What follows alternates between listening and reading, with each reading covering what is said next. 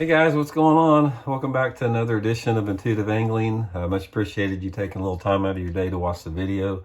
And today we're going to answer a subscriber question or subscriber request that I talk about accent colors on jigs. In other words, the secondary colors like, this is a brown Blocked Old School jig with orange on it, which is the secondary color.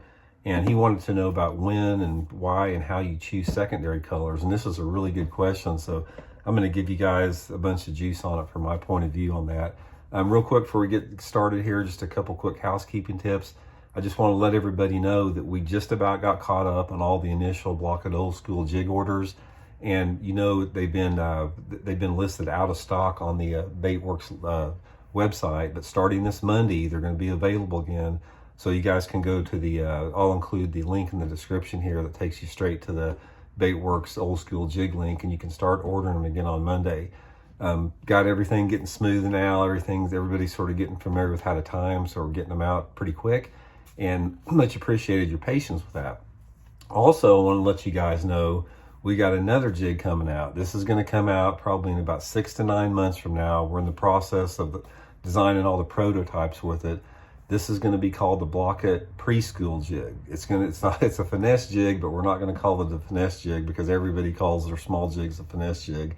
It's going to be the Blocked Preschool Jig. We're in the process now of designing the hook for it, and it's going to take probably at least 6 months to get this particular hook in. This jig has got some features to it that you just have never seen before. I'm super excited about it, and I'm going to spend the next 2 to 3 months really testing out about 3 or 4 of the prototypes we're working on. It's going to be really cool. You guys are going to like it, but that's going to be down the pipe. Probably going to come out with it next fall. So be looking forward to that. Okay, let's talk a little bit about the secondary colors on jigs. So here's the difference, guys. Here's just one of the old school jigs with a solid brown, and here's like with the brown and orange. You can see the difference. When you're talking about colors, whether it be jig colors or crankbaits or jerkbaits or whatever, one of the things that's really important to remember is there's no definitive answer to anything when it comes to color. I can't tell you, it's like, yeah, here's the conditions, they're going to bite a black and blue, or here's the conditions, they're going to bite a brown.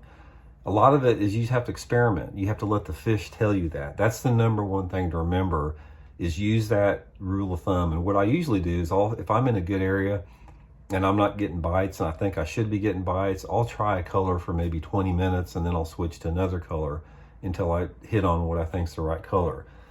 But in order for simplicity's sake and to give you a foundation, here's what I found out about secondary colors on jigs. First of all, there's only 2 situations. I use secondary color jigs most all the time. There are only 2 situations that I use a solid color jig like this, and that is normally it's a solid brown or a solid green pumpkin, is if I'm in water visibility that has like over 5 foot of visibility. I found out that the bass don't bite, or they don't care, or they don't react as well to a secondary color jig in that real clear water. So I stay with the solid colors in that clear water. Now the rest of the time I'm using a secondary color if I have under 5 foot of visibility. And how you determine the color of the secondary color, there's no right or wrong answers to it, but I can give you a foundation of really how to start out with that. And a lot of it has to do with the sky conditions, the wind, and the water visibility that you have. And there's a lot of different color variations. So I'm gonna start like at one extreme and work to the next. If I'm in a situation where the water's really dirty, or it's low light conditions, or like it's really windy, one of my favorite is a black jig with the chartreuse strands in it. And we offer this with the Blocked Old School jig.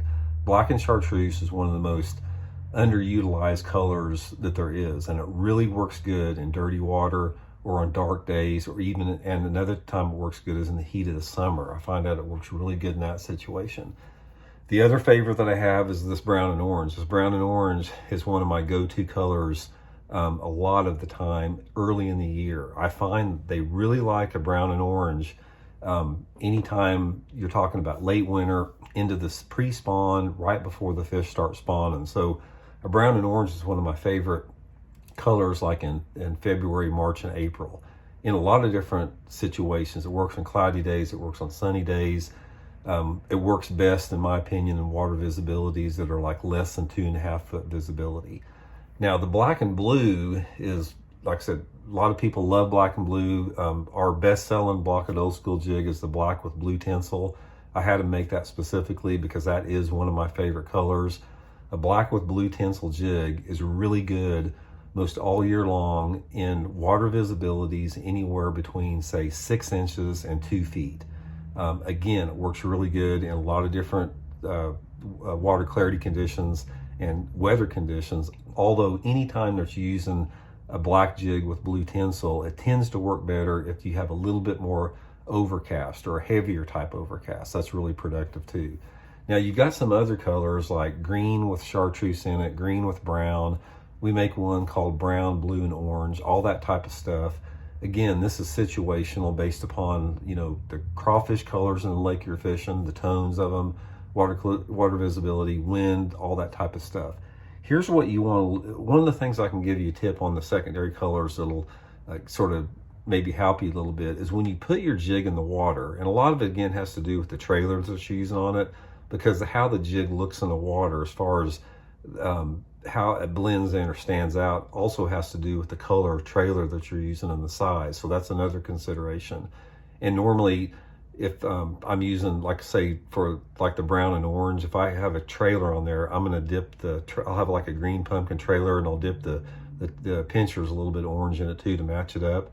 But one of the things that you're wanting to look for, and I talked about this in jerkbaits too, is you want your color, your secondary color, to stand out subtly, yet you want it to blend in a little bit. You don't want your secondary color to be really obvious when you put it in the water. You want it to be just barely obvious, a subtle, obvious look to it like that. And this is something that comes with practice.